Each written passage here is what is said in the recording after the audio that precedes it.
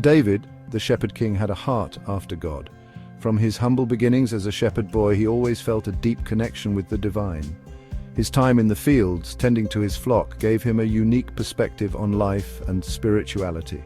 He saw God's hand in the beauty of nature and the simplicity of his daily tasks. As he rose to become king, his longing to build a magnificent temple grew stronger. He envisioned a place where everyone, regardless of their background, could come and feel God's presence. This temple would not just be a building, it would be a sanctuary for the soul, a place of refuge and inspiration. This temple would be a testament to God's greatness, a beacon of hope for the world. It would stand as a symbol of unity and faith, drawing people from all corners of the earth to witness its splendor and to experience the divine. David envisioned a place of worship, a sanctuary where people could pour out their hearts to God. He imagined the temple filled with songs of praise, prayers of thanksgiving, and the quiet whispers of those seeking solace. It would be a place where the divine and the human could meet in harmony. David, a warrior king, knew the importance of a safe haven. His life was marked by battles and conflicts, yet he always sought peace. He understood that true strength came from a place of inner tranquility and divine connection. He had fought many battles and longed for a place of peace for God's presence. The temple would be that place, a sanctuary where the weary could find rest and the troubled could find peace. It would be a haven for all who sought the comfort of the divine. He desired a place where people could experience God's love and find rest in his arms. The temple would be a place of healing, where broken hearts could be mended and spirits could be uplifted. It would be a testament to the boundless love and mercy of God. This temple would be a symbol of God's faithfulness and love. Every stone, every inscription would tell a story of divine grace and human devotion. It would be a place where faith was not just professed but lived and experienced. David's heart overflowed with gratitude for God's blessings. He had seen the hand of God in his victories and in his trials. He wanted to create a place where others could also experience that same divine presence and express their gratitude. He had experienced God's protection and guidance throughout his life. From the fields of his youth to the throne of his kingdom, God's presence had been a constant source of strength and direction. The temple would be a tribute to that divine guidance. Now he wanted to give back, to create something extraordinary that would honor God. The temple would be his legacy, a lasting monument to his faith and devotion. It would be a place where future generations could come to know and experience the divine. The temple would be a testament to David's faith and devotion. It would stand as a symbol of his unwavering commitment to God and his desire to create a place where others could also find and nurture their faith. This dream, this vision of a temple consumed David. He couldn't shake it. It was more than just a building project. It was a divine mission, a calling that he felt deep within his soul. It was a calling, a divine assignment that he embraced with all his heart.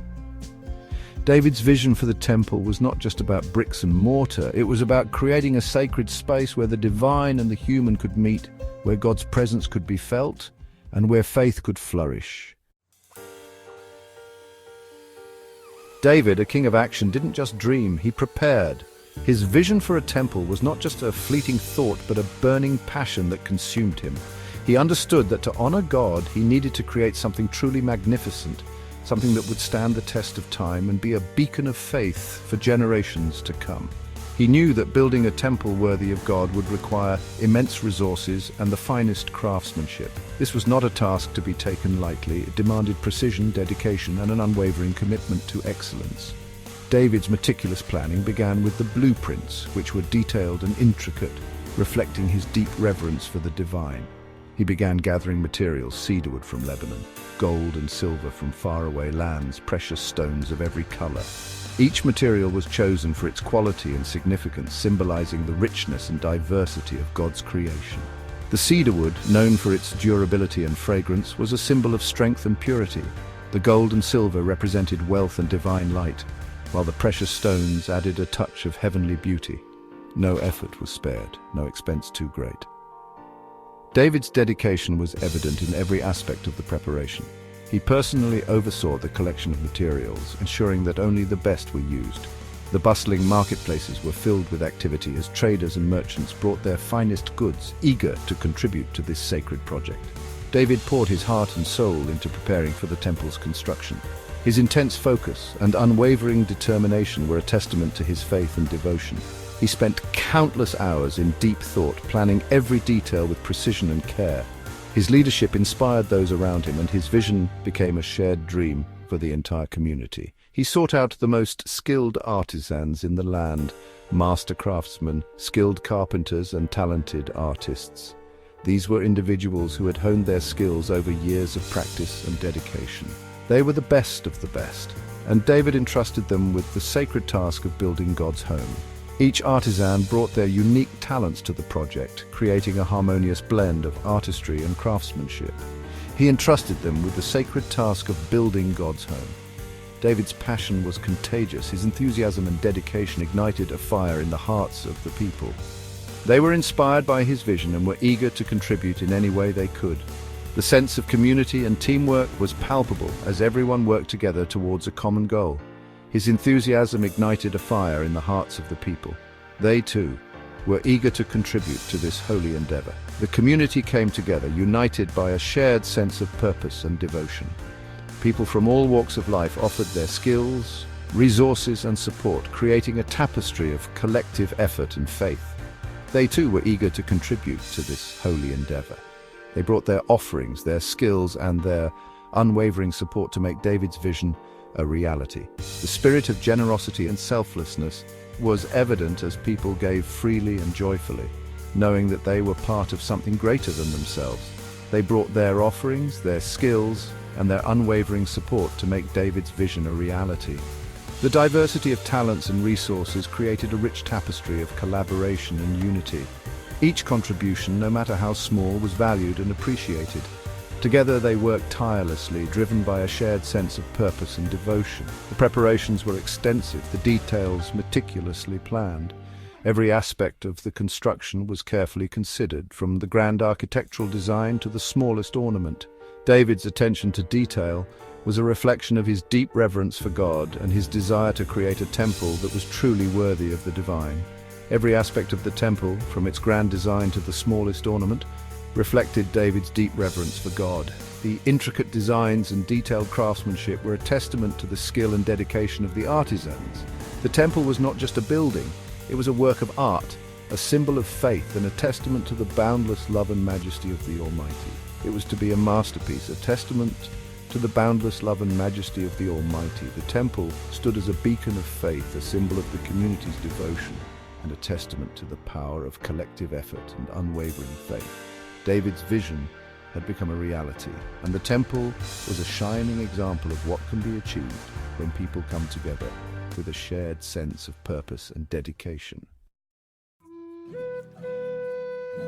David's heart swelled with pride as he looked upon his son Solomon. Though he couldn't build the temple himself, God had chosen Solomon for this sacred task. He summoned Solomon and, with a father's love and a king's command, entrusted him with the responsibility. "My son," David said, his voice filled with emotion, "God has chosen you to build his temple. It is a great honor, a sacred duty." David's eyes shone with fatherly pride and godly reverence. He knew the weight of this responsibility, the immense privilege bestowed upon his son. "Be strong and courageous, Solomon," David continued, his voice firm yet filled with love. He knew the challenges Solomon would face, the temptations that would come his way. "Do not be afraid or discouraged, for the Lord your God will be with you." David's words resonated in Solomon's heart. He knew the importance of his task, the legacy he was to carry forward. He vowed to honor his father's dream and build a temple that would glorify God for generations to come. Section 4, God's choice, a man of peace for a house of prayer. Why Solomon? David had been a warrior, a king who had unified a nation through battles and conquest, yet God had chosen Solomon, a man known more for his wisdom and peace, to build the temple. God had spoken to David, explaining his reasoning. "You have shed much blood," God said. "Though it was in my name, you are a man of war." God's voice was firm but kind, guiding David towards understanding. "It is Solomon, your son, who will build my temple." Solomon, a man of peace, would oversee the construction of the temple. It was a testament to God's desire for peace, for a place where his presence could dwell without the shadow of war. God's ways were higher than David's ways, his plans far grander. David, though a warrior, understood God's heart. He accepted God's decision with humility and grace, knowing that God's wisdom was perfect. He trusted that Solomon, under God's guidance, would fulfill this sacred calling. Section 5. A nation's offering, sharing in the sacred mission. David didn't just rely on the royal treasury. He understood that the resources of the kingdom, while vast, were not enough to complete such a monumental task. The construction of the temple required more than just wealth. It required the collective spirit and dedication of an entire nation. He knew that the temple belonged to all Israel. It was not just a royal project, but a sacred mission that touched the hearts of every individual. The temple was to be a symbol of their faith, a place where they could all come together to worship and find solace. He challenged the leaders, the wealthy, and the common people to contribute what they could. David's call was not just for material contributions, but for a collective effort that would unite the nation. He urged everyone to see this as an opportunity to demonstrate their devotion and commitment to their faith. He called upon their generosity, their love for God, to make this dream a reality. He spoke of the temple as a house for the Lord, a place where God's presence would dwell among them.